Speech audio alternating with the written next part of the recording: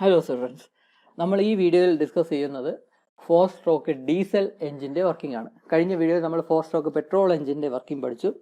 അതുമായിട്ട് വളരെ സിമിലറാണ് 4 stroke diesel എഞ്ചിൻ്റെ വർക്കിംഗ്.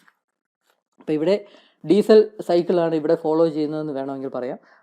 അതിൻ്റെ വർക്കിംഗ് ഡീറ്റെയിൽഡ് ആയിട്ട് ഡീസൽ എഞ്ചിനും ഡീസൽ സൈക്കിളുമായിട്ടുള്ള ഒരുമിച്ചുള്ള വർക്കിംഗ് നമ്മൾ ഡീസൽ എഞ്ചിൻ്റെ വർക്കിംഗ് എന്ന് പറഞ്ഞ് വേറെ പഠിക്കുന്നതാണ്.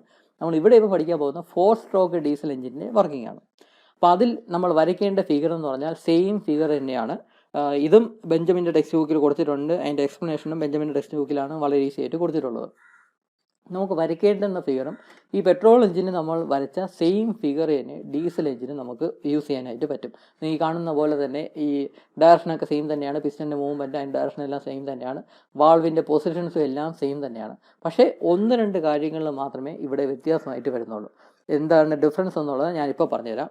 ആദ്യത്തെ ഡിഫറൻസ് എന്ന് പറയുന്നത് പെട്രോൾ എഞ്ചിനിൽ ഈ കമ്പോണൻ്റ് എന്ന് പറഞ്ഞാൽ സ്പാർക്ക് പ്ലഗ് ആയിരുന്നു. അതായത് സ്പാർക്ക് കൊടുക്കാനായിട്ട് ഇതിൻ്റെ അകത്തുള്ള എയർ ഫ്യൂൽ മിക്സ്ചറിനെ ബേൺ ചെയ്യാനായിട്ട് സ്പാർക്ക് കൊടുത്തായിരുന്നു ബേൺ ചെയ്തിരുന്നത്. അത് പെട്രോൾ എഞ്ചിൻ്റെ വർക്കിംഗ് ആയിരുന്നു. ഡീസൽ എഞ്ചിനിൽ സ്പാർക്ക് കൊടുത്തല്ല ഈ എയർ ഫ്യൂൽ മിക്സ്ചറിനെ അല്ലെങ്കിൽ ഡീസലിനെ ബേൺ ചെയ്യുന്നത്. ഈ ഡീസൽ എഞ്ചിനിൽ കംപ്രഷൻ ഇഗ്നീഷനാണ് നടക്കുന്നത്. നമ്മൾ 2 ടൈപ്പ് ഓഫ് എഞ്ചിൻസ് പഠിച്ചു, സ്പാർക്ക് ഇഗ്നീഷൻ എഞ്ചിനും കംപ്രഷൻ ഇഗ്നീഷൻ എഞ്ചിൻസും. ഡീസൽ എഞ്ചിന് സാധാരണ കംപ്രഷൻ ഇഗ്നീഷൻ എഞ്ചിൻ എന്നാണ് പറഞ്ഞത്. കാരണം ഡീസലിനെ കംപ്രസ് ചെയ്ത് ഓട്ടോ ഇഗ്നേറ്റ് ചെയ്യുകയാണ് ചെയ്യുന്നത്. സ്പാർക്ക് ഒന്നും ഉപയോഗിക്കുന്നില്ല. വളരെ ഹൈ പ്രഷറും ഹൈ ടെമ്പറേച്ചറും കാരണം ഡീസൽ സ്വയം കത്തിപ്പിടിക്കുകയാണ് ചെയ്യുന്നത്. അപ്പോൾ സ്പാർക്ക് ഒന്നും കൊടുക്കുന്നില്ല. അപ്പോൾ ഇവിടെ ഡീസൽ എഞ്ചിനാണെങ്കിൽ നമ്മളിവിടെ സ്പാർക്ക് പ്ലഗ് എന്ന ഡിവൈസ് ഒന്നും ഉപയോഗിക്കുന്നില്ല. സ്പാർക്ക് പ്ലഗ് എന്ന സംഭവം പെട്രോൾ എഞ്ചിൻസിൽ മാത്രമേ ഉള്ളൂ, ഡീസൽ എഞ്ചിൻസിലില്ല. ഡീസൽ എഞ്ചിനിൽ അതിൻ്റെ പ്ലേസിലുള്ളത് ഈ സ്പാർക്ക് പ്ലഗിന് പകരം ഫ്യൂൽ ഇഞ്ചക്ടർ എന്ന് പറയുന്ന ഡിവൈസ് ആണുള്ളത്. ഈ ഫ്യൂൽ ഇഞ്ചക്ടറാണ് സ്പാർക്ക് പ്ലഗിന് പകരം ഡീസൽ എഞ്ചിനിലുള്ളത്.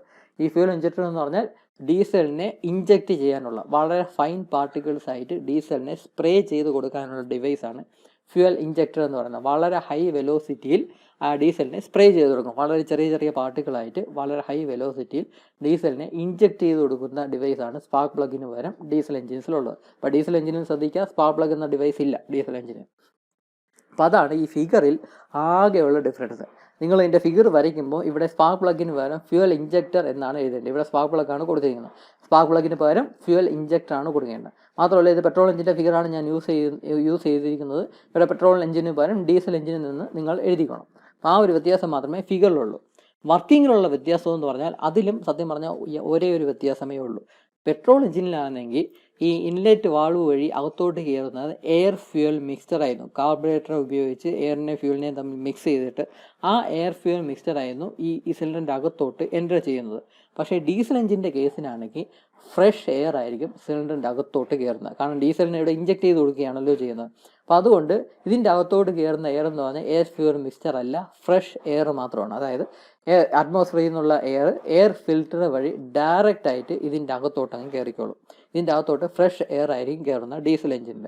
അപ്പോൾ അതുകൊണ്ട് തന്നെ കാർബറേറ്റർ എന്ന് പറയുന്ന ഡിവൈസ് ഇവിടെ ആവശ്യം വരുന്നില്ല. കാർബറേറ്റർ എന്ന് പറയുന്ന ഡിവൈസ് പെട്രോൾ എഞ്ചിൻസിൽ മാത്രമേ ഉള്ളൂ. നമ്മുടെ ബൈക്കിലോ അല്ലെങ്കിൽ കാറിലോ ഒക്കെ ആയിരിക്കും കാർബറേറ്റർ എന്ന് പറയുന്ന ഡിവൈസ് ഉള്ളത്. അതും ഡീസൽ കാറാണെങ്കിൽ കാർബറേറ്റർ എന്ന് പറയുന്ന ഡിവൈസ് കാണത്തില്ല. കാരണം കാർബറേറ്ററിൻ്റെ ആവശ്യമില്ല. അതുപോലെ തന്നെ ലോറിയിലും ബസ്സിലും ഒന്നും കാർബറേറ്റർ എന്ന് പറയുന്ന ഡിവൈസ് ഇല്ല. കാരണം അതിലെല്ലാം ഡീസൽ എഞ്ചിനാണ്. ഡീസൽ എഞ്ചിന് കാർബറേറ്ററിൻ്റെ ആവശ്യമില്ല. അപ്പോൾ എയർ ഫ്യൂലും കൂടെ മിക്സ് ചെയ്യേണ്ട ആവശ്യത്തിനാണ് കാർബറേറ്റർ ഉള്ളത്. ആ ഒരു സംഭവം ഇവിടെ ഇല്ല. അപ്പോൾ ഇവിടെ എന്ന് പറയുന്നത് ഡീസൽ എഞ്ചിൻസിലാണെങ്കിൽ ഫ്രഷ് എയർ ആയിരിക്കും ഇൻലെറ്റ് വാൾവ് വഴി അകത്തോട്ട് കയറുന്നത്. അപ്പോൾ ബേസിക്കലി ഈ 2 വ്യത്യാസം മാത്രമേ പെട്രോളും ഡീസൽ എഞ്ചിനും തമ്മിലുള്ളൂ. അപ്പോൾ ഇനി നമുക്ക് ഇതിൻ്റെ വർക്കിംഗ് 4 സ്ട്രോക്ക് ഡീസൽ എഞ്ചിൻ്റെ വർക്കിംഗ് നമുക്ക് സ്ട്രെയിറ്റ് ആയിട്ട് അങ്ങ് പറയാം. അപ്പോൾ വർക്കിംഗ് എന്ന് പറയുന്നത് 4 സ്ട്രോക്ക് എഞ്ചിൻ്റെ same working almost 90% same working തന്നെയാണ്. എഴുതാനുള്ള സെൻറ്റൻസുകളും അതുകൊണ്ട് തന്നെ 90% സെയിം തന്നെയാണ്. 1-2 പോയിൻറ്റ്സിൽ മാത്രമേ ചേഞ്ചസ് വരുത്താനായിട്ടുള്ളൂ.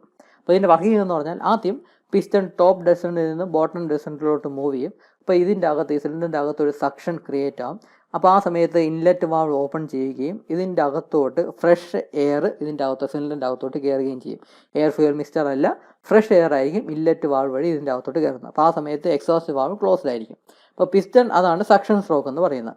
അത് കഴിഞ്ഞ് കംപ്രഷൻ സ്ട്രോക്ക് എന്ന് പറയുമ്പോൾ ബോട്ടം ഡെസൻറ്റിൽ നിന്ന് ടോപ്പ് ഡെസൻറ്റിലോട്ട് ആ പിസ്റ്റൺ മൂവ് ചെയ്യും. അപ്പോൾ ആ സമയത്ത് 2 വാൾവും ഇൻലെറ്റ് വാൾവും എക്സോസ്റ്റ് വാൾവും ക്ലോസ്ഡ് ആയിരിക്കും. അപ്പോൾ അതുകൊണ്ട് ഇതിൻ്റെ അകത്തുള്ള എയർ ഫ്യൂൽ മിക്സ്ചർ അല്ല, ഇതിൻ്റെ അകത്തുള്ള എയർ കയറിയും കംപ്രസ്ഡ് ആവും.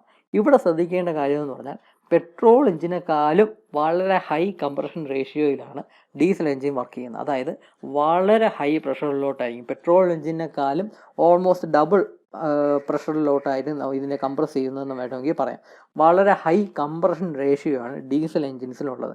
കാരണം വളരെ ഹൈ പ്രഷറിൽ, പെട്രോൾ എഞ്ചിനേക്കാളും വളരെ വളരെ ഹൈ പ്രഷറിലോട്ടാണ് ഈ ഫ്രഷ് എയറിനെ അത് കംപ്രസ് ചെയ്യുന്നത്.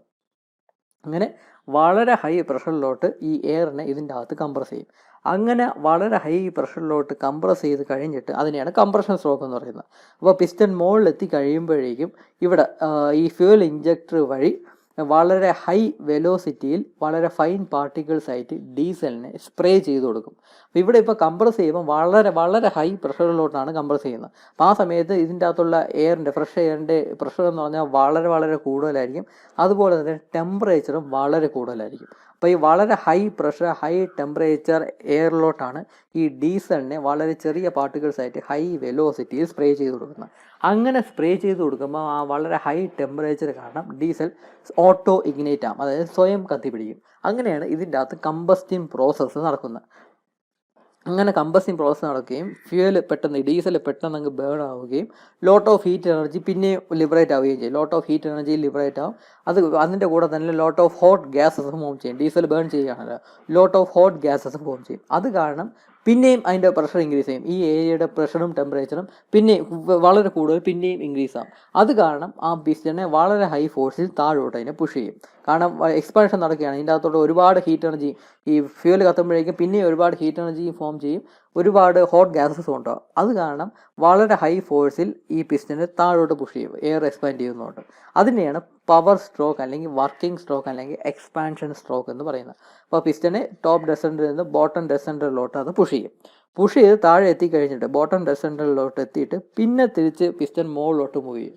ആ സമയത്ത് ഈ എക്സോസ്റ്റ് വാൾവ് ഓപ്പൺ ആവുകയും ഇതിൻ്റെ അകത്തുള്ള ഹോട്ട് ഗ്യാസസ് പുറത്തോട്ട് പോവുകയും ചെയ്യും. അപ്പോൾ ആ സമയത്ത് ഇൻലെറ്റ് വാൾവ് ക്ലോസ്ഡ് ആയിരിക്കും. അപ്പോൾ ഇതാണ് ഈ ഡീസൽ സൈക്കിളിൻ്റെ വർക്കിംഗ് എന്ന് പറയുന്നത്. ഇവിടെ ശ്രദ്ധിക്കേണ്ട കാര്യം, ഒന്ന്, ഫ്രഷ് എയറാണ് ഇതിൻ്റെ അകത്തോട്ട് കയറുന്നത്. എയർ ഫ്യൂൽ മിക്സ്ചർ ആയിരിക്കത്തില്ല, ഫ്രഷ് എയറാണ് ഇതിൻ്റെ അകത്തോട്ട് കയറുന്നത്.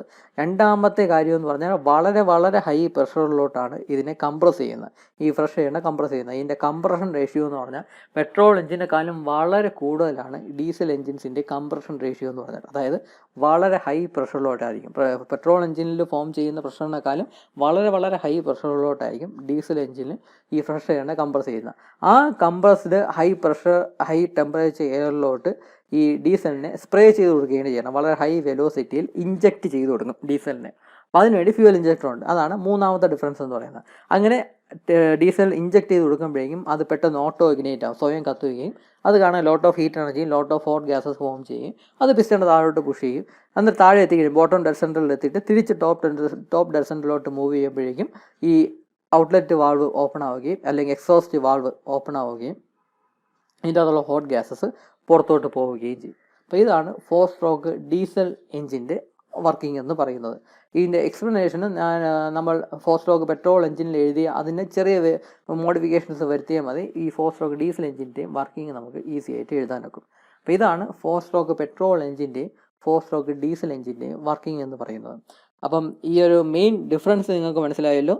ഡീസൽ എഞ്ചിനാണെങ്കിൽ എയർ ഫ്യൂൽ മിക്സ്ചർ ആയിരിക്കത്തില്ല, ഫ്രഷ് എയർ ആയിരിക്കും ഈ സിലിണ്ടറിൻ്റെ അകത്തോട്ട് കയറുന്നത്. അതുകൊണ്ട് തന്നെ കാർബറേറ്റർ എന്ന് പറയുന്ന ഡിവൈസ് ഡീസൽ എഞ്ചിനിലില്ല.